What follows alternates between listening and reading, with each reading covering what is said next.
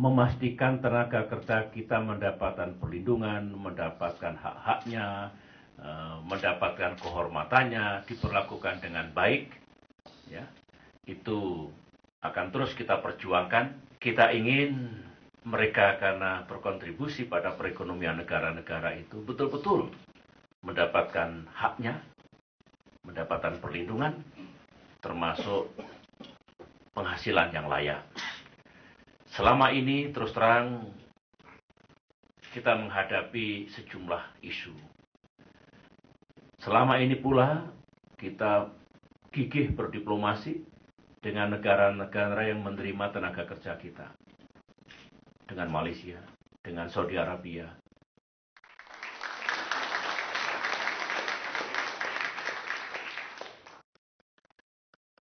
Pemirsa, malam ini kita ketemu lagi di Jakarta Lawyers Club. Diskusi yang sangat ditunggu-tunggu di seluruh tanah air. Dan malam ini betul-betul kita akan membahas masalah yang sangat-sangat memprihatinkan bertahun-tahun ini. Dan tampaknya bagaikan jalan tanpa ujung. Karena sudah berjatuhan begitu banyak korban, baik yang luka, yang cacat, hamil, bahkan mati, dan sekarang dipancung. Tidak ada solusi selama ini dari pemerintah. Apakah kita akan stop ekspor TKI dan TKW ke Saudi atau ke seluruh dunia? Konon katanya negeri termiskin pun tidak mau mengekspor ke situ. Lah kalau Australia yang sapinya dianiaya di Republik ini saja melarang sapinya diekspor ke Republik ini, kita membiarkan bangsa kita menjadi budak di negeri orang dan kemudian dianiaya, diperkosa, dan kalau melawan dihukum pancung. Saya hampir tidak tahu lagi siapa yang harus bertanggung jawab. Tapi melihat julukan departemennya atau kementeriannya, tentulah Kementerian Tenaga Kerja dan Transmigrasi. Saya ingin tahu persis apa yang sudah diperbuat oleh kementerian itu. Saya undang menterinya malam ini untuk hadir di sini. Tapi seperti biasa beliau berhalangan dan katanya mengirim juru bicaranya. Juru bicara Kementerian Naker Trans, Dita Indasari. Anda mewakili Cak Imin? Iya. Sebagai apa Anda? Sebagai juru bicara sekaligus staf khusus. Sebagai Menaker. juru bicara Kementerian Tenaga Kerja dan Transmigrasi, sekaligus juga sebagai staf khusus Menaker. Di Humas gitu. Atau ada humas lagi tapi ada khusus juru bicara? Ada humas juga. Di struktur ada humas? Ada humas di bawah sekjen. Anda pegawai negeri? Bukan Pak. Staf khusus itu bukan pegawai negeri. Yang pegawai negeri itu staf ahli. Enggak, karena saya tahunya ada aktivis. Kok tiba-tiba iya. jadi pejabat Naker Trans. Saya udah nunggu-nunggu pertanyaan ini dari Pak Karni sebetulnya. Saya udah duga pasti akan ditanya seperti ini. Enggak, saya klarifikasi aja. Sebagai apa? Udah berapa lama? 6 bulan. 6 bulan. Anda udah tahu persis apa yang dikerjakan Menaker Trans? Sejauh ini sudah. Sudah tahu? Sudah. Itu kontrak atau gimana cerita? Job ordernya jelas kok Pak. Job order dan job desk-nya jelas kok Pak. Ya, maksud saya dikontrak. Kalau bukan pegawai negeri dikontrak. Ya. Ada SK dari menteri. Kemana bos Anda, menterinya? Ya. Bosnya kemana? Pak Menteri sedang di Tegal. Kok setiap ada begini dia hilang gitu?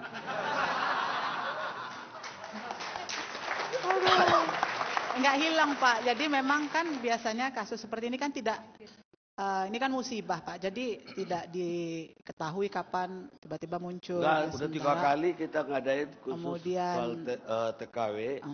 Setiap kali ada TKW yang kemalangan, dia tidak ada dalam kota. Tapi memang tidak disengaja Pak. Tadi saya telepon Menteri Hukum HAM, barusan saya telepon dia. Dia lagi acara dengan KPK. Iya. Jadi Pak Dirjen yang mewakili. Kemarin juga kabur tuh, saya undang konferensi pers menterinya. Enggak kabur Pak. Enggak ya. Enggak. Dia kirim salam untuk Bapak, juga untuk keluarga Ruyati. Salam dari Pak Menteri, mohon maaf. Turut berduka cita juga dari Pak Menteri. Tuh, jadi tidak lari Pak, tidak kabur. Tuh. Apa yang Anda ketahui tentang Ibu Ruyati dan juga keluarga Ibu Darsep mana? Ada. Yang Anda ketahui tentang itu? Iya. Karena yang kami tahu, pemerintah sama sekali tidak tahu ketika Ruyati dieksekusi. Dan kemudian juga tidak tahu bahwa deadline untuk Darsep sudah tinggal menghitung hari. Dan kami dari TV One mengumpulkan dana untuk Darsep. Kami stop berapa bulan lalu. Karena katanya pemerintah menjamin akan memulangkan dengan membayar denda 4,7. Sehingga uang yang 1 miliar di TV One kami siapkan untuk menyambut Darsep kalau pulang. Ternyata pemerintahnya lupa.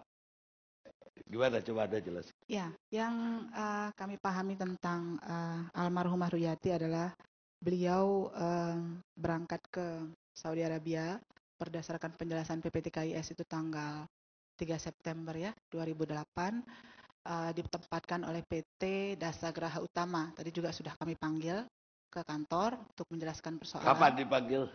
Tadi siang kita panggil ke kantor. Sebelumnya pernah dipanggil nggak? Sebelumnya dipanggil dalam rangka verifikasi PPTKIS.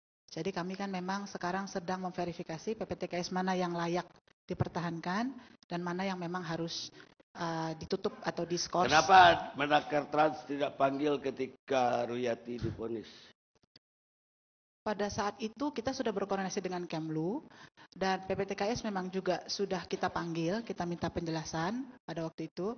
Tetapi memang karena prosesnya sedang bergulir, persidangan sedang bergulir di luar negeri, dan Kementerian Luar Negeri dalam hal ini perwakilan sedang menanganinya, maka kita lebih fokus melakukan koordinasi dengan Kemlu dalam hal itu.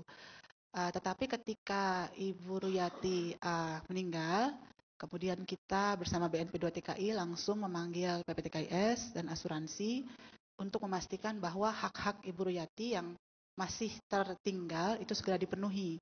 Meskipun kami tahu bahwa asuransi dan nilai pertanggungan apapun memang tidak bisa mengembalikan nyawa. Jadi tidak ada usaha apa-apa untuk menyelamatkan Ibu Ruyati dari eksekusi hukuman mati?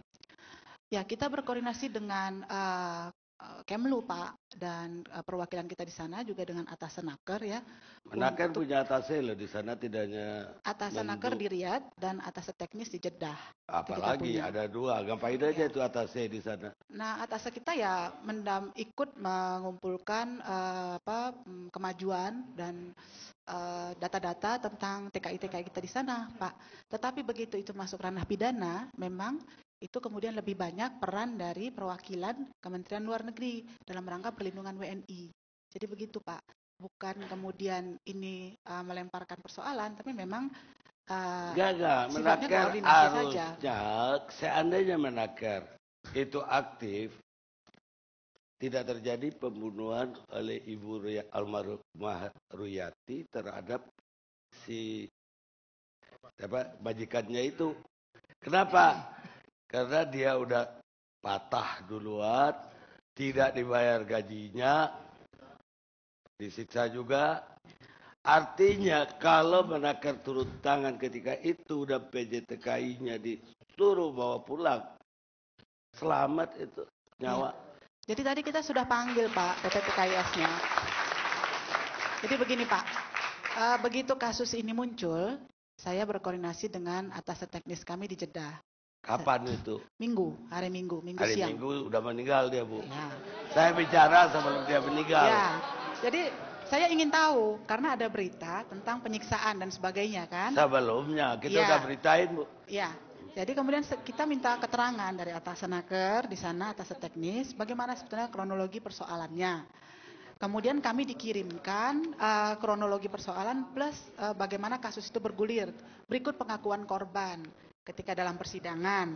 Apakah betul mengalami penyiksaan? Jawabannya korban tidak. Tetapi memang segala hal memang menjadi mungkin, Pak. Tapi paling tidak dari bukti dari keterangan yang kami terima, korban Ibu Ruyati tidak mengalami penyiksaan. Itu dari keterangan yang kami terima. Dari siapa itu? Dari bukti pengakuan beliau pada saat persidangan yang dicatat oleh perwakilan di sana. Pengakuan beliau kepada keluarganya disiksa. Oleh karena itu mari Pak, sama-sama kita lihat. Artinya pengakuan mana yang kalau benar. pengaduannya ditanggapin ketika itu oleh Menaker Trans, Ya, itu sudah tahu bahwa ini disiksa, kaki patah, ada saja gaji kemungkinan nggak dibayar. itu. Kemungkinan itu ada saja Pak. Sekarang mari sama-sama kita teliti, ya. Kemungkinan disiksa ada, ya. Mari sama-sama kita teliti. Bukan. Ya, ini kan kita bicara tentang Ibu Ruyati. Soalnya Ibu Ruyatinya juga sudah tidak ada. Kita kan tidak bisa bertanya, mengklarifikasi. Betul, betul. Ya kan, Pak? Ya, Ibu bilang betul. Tapi maksud saya, Tapi itu tetap sesuatu yang harus kita luruskan, tetap sesuatu yang harus kita cari, kita kejar. Karena itu menyangkut juga menyangkut ya pemerintah, kewajiban kita semua, ada Pak. pertanyaan satu aja untuk Ibu. Ya. Melalui apa keluarga TKW kita melapor ke Menaker Trans? Gimana maksudnya, Pak? Melalui jalur apa kalau ada keluarga dari TKW kita yang Ya. di luar negeri melapor ke artinya dia disiksa atau apa, melalui jalur apa? Jalur perwakilan kita di sana. Bukan, keluarga yang di Jakarta. Bagaimana caranya melapor? Keluarga yang di Jakarta bisa mendatangi BNP 2 TKI, bisa mendatangi Kementerian Tenaga Kerja dan Transmigrasi, bisa juga mendatangi Kemlu. Ada memang pos untuk yang dibikin untuk tempat orang melapor? Di Kemenaker? Ya. Di lantai 4 Bina Penta kita terbuka untuk menerima segala laporan, segala Terus keluhan. kalau ada orang melapor apa yang dilakukan oleh kita Menaker? segera panggil PPTKIS-nya. Terus? Kita segera panggil asuransinya, kalau memang ada asuransinya kita panggil. Ya. Kita datangkan, kita tanya, kita periksa, sudah dijalankan atau belum. Sekarang berapa orang lagi orang Indonesia di luar negeri atau di Saudi Arabia yang menunggu hukuman mati? 23. 23. Ya, Pak datang 23 ya. Apa yang dilakukan Menaker? Nah, tadi kita sudah menyusun langkah-langkah untuk membentuk tim pembelaan hukum. Ya, untuk membentuk tim pembelaan hukum yang juga tentu akan berkoordinasi dengan Kemlu yang terdiri dari pengacara-pengacara yang Pengacara bisa dalam negeri atau di luar negeri? Pengacara dalam negeri yang punya relasi dengan pengacara-pengacara di luar untuk membackup. Apa boleh pengacara perwakilan dalam Indonesia berpraktek di situ? Saya pikir untuk memberikan masukan, usulan dan sebagainya boleh-boleh saja kan Pak. Pertimbangan hukum kan tidak masalah. Yang penting melibatkan juga partisipasi kita bersama. Pernah nggak mempelajari hukum acara Saudi Arabia? Saya pikir itu tugas pengacara juga untuk meneliti itu. Enggak, tugas lawyer itu juga kan untuk ada meneliti bagian itu. hukumnya. Jadi ini bersama-sama menurut saya. Baik, Ibu Dita, sebetulnya harusnya yang ke sini memang menterinya. Kasihan saya sama Ibu Dita. Karena pertanyaan saya pasti banyak. Oh. Ibu Dita dengar nggak ada kapal yang mengangkut TKI tenggelam? Yang di Malaysia? Ya. Ya. Berapa orang? 7 meninggal. 7 meninggal. Apa yang dilakukan Menaker Trans? Saat ini untuk yang meninggal Pak. Ya, untuk saat ini ya kemudian kita berupaya meneliti apakah jalurnya prosedural atau tidak. Kalau memang tidak prosedural, maka memang paling tidak terbatas yang bisa dilakukan Pak. Tetapi kalau dia prosedural, maka... Bu, ini udah meninggal udah sebulan yang lalu Bu. Kok masih meneliti prosedural Pak?